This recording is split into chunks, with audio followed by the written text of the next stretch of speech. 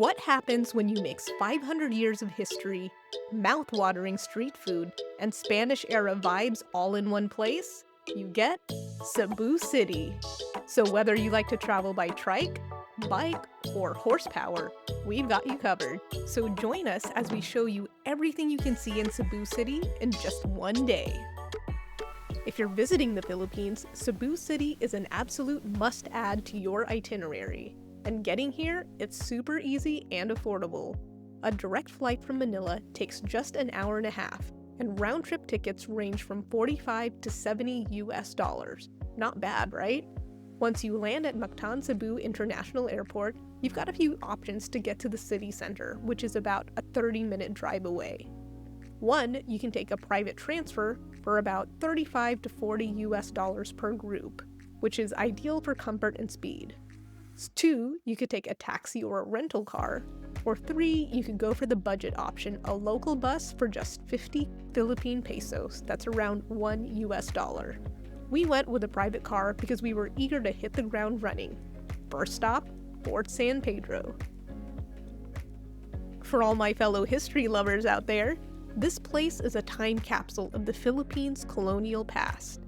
Built in 1565, Fort San Pedro was Spain's first military stronghold in the Philippines, marking the start of their 300-plus years of rule. Now, to really understand Fort San Pedro and Cebu, you've got to know its roots. So here's the deal. I'm going to give you a 90-second crash course on the epic history that shaped this city and the Philippines as a whole. Now, if you're not into history, no worries and no judgment. Skip ahead right to this timestamp to continue our city tour. But if you're still with us, then buckle up because Cebu's past is pretty epic. And now, 300 years of history in 90 seconds. The year is 1521. Portuguese explorer Ferdinand Magellan leads a fleet of Spanish ships and arrives at the beautiful and mysterious shores of Cebu. In just days, the local king and queen are baptized, and Christianity is born in the Philippines. Magellan gives them a statue of the child Jesus, the Santo Niño, and plants a wooden cross that still stands today. But not everyone welcomed the invaders. On nearby Mactan Island, warrior chief Lapu-Lapu said no to foreign rule. The result? A clash of empires, and the defeat of Magellan at the hands of Lapu-Lapu and his men, one of the world's greatest explorers defeated by a fierce warrior. And that's the spirit of Cebu, fierce, proud, and willing to take a stand. But the story was far from over. 40 years later, Spain comes back, this time with more ships, more men, and one mission: total domination. They crush the local resistance and claim the land for good. And on this very spot, they build Fort San Pedro, a stronghold designed to stamp out rebellion and lock down the island. In a lot of ways, it wasn't just a fort, it was a message. Spain was here to stay. At least, until the Americans take over 300 years later, but that's a story for a different day. And that brings us here today. Today, Fort San Pedro is a historic monument that's open to the public with a very reasonable fee of just 30 Philippine pesos, or 50 US cents. If you ask me, that entrance fee is an absolute steal for the chance to walk through history. As someone with Filipino heritage, standing here made me reflect on my ancestors' experiences under colonial rule. It's surreal to think that centuries ago, they lived under Spanish rule, and now, here I am, freely exploring this same space. It's really moments like this that make travel so meaningful. Beyond the cultural significance of this fort, I think it's pretty cool how many cannons there are. Cannons, history, and an amazing view? Not bad for a 50-cent fee. So if you're in Cebu City, Fort San Pedro should definitely be on your list. But there's much more to see and do. Next on the agenda is the Basilica Minore del Santo Niño, the oldest Roman Catholic church in the Philippines. It's just a 10 to 15-minute walk from the fort. But you know what? Why walk when you can ride in style? Right outside Fort San Pedro, we spotted a traditional horse-drawn carriage. And here's where things got interesting. The driver actually wanted me to drive. Me in that driver's seat. Now, I'm not exactly Annie Oakley when it comes to driving a horse and carriage, but my travel motto is, why not? When else am I going to get a chance to do this? After all, this looks like a pretty quiet park, right? How hard can it be?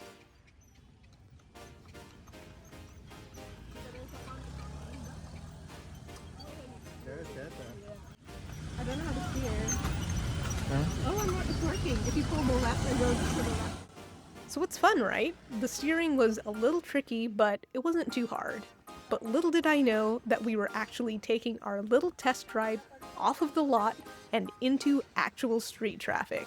So I find myself driving a horse and carriage for the first time in city traffic, trying to make an unprotected right turn, heading to a place that I'd never been to. But luckily, the horse had his own built-in GPS and he knew exactly where to go. And in a providential twist, the horse's name was Angel, because my guardian angel definitely helped us get through that city traffic and dropped us right off at the doorstep of where we needed to go, the famous Basilica of Cebu. All right, so we are here outside the Basilica of Santo Niño, and we just rode a horse-drawn carriage, and Teresa was incredible at getting us here safely from the barracks, and so now we're going to go inside and take a look. Built in 1565, the Basilica Menore del Santo Niño isn't just a relic of the past. It's alive with centuries of devotion, ritual, and tradition. This iconic church is the beating heart of Christianity in the Philippines, and stepping into it feels like crossing a threshold between history and faith. The basilica can hold up to 5,000 people at once, but on certain feast days, the basilica can see as many as 300,000 people in a single day, filing in and out.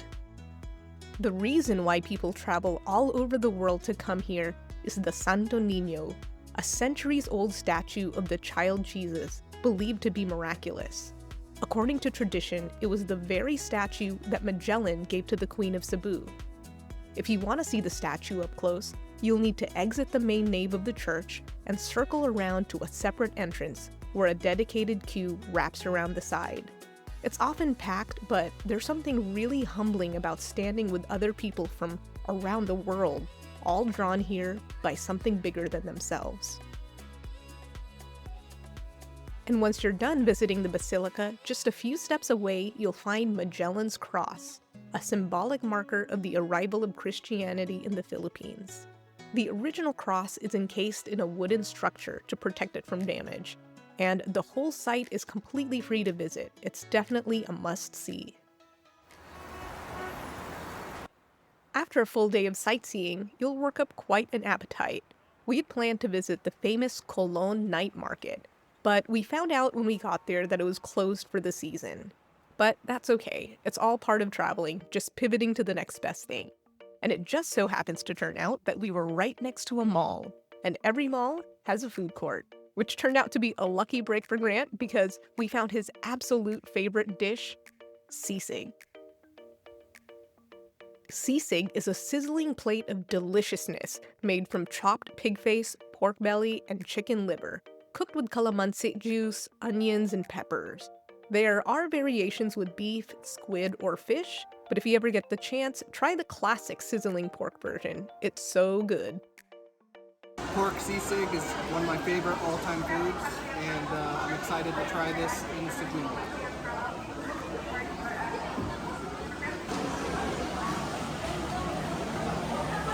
It's pretty hot. Steaming hot.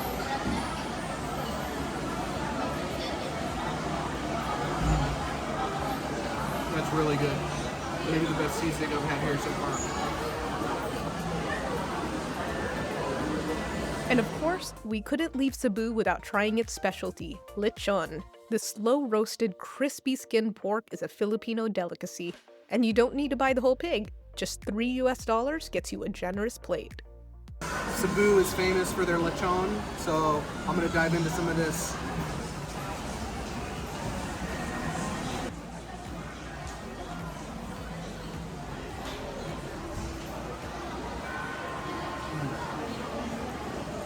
Really good. Moist, flavorful, juicy. Lechon. And that's Cebu City. History, heart, and a whole lot of lechon. But we're just getting started. Our next stop is Palawan. Crystal clear lagoons, hidden beaches, and island hopping. You do not want to miss it. So if you had fun with us today, please do one or more of the following 3 things. 1. Smash that like button. 2. Drop a comment with your favorite part or tell us where we should go next. And 3. Subscribe so you're the first to catch our next adventure. Thanks for coming along, and we'll see you in Palawan.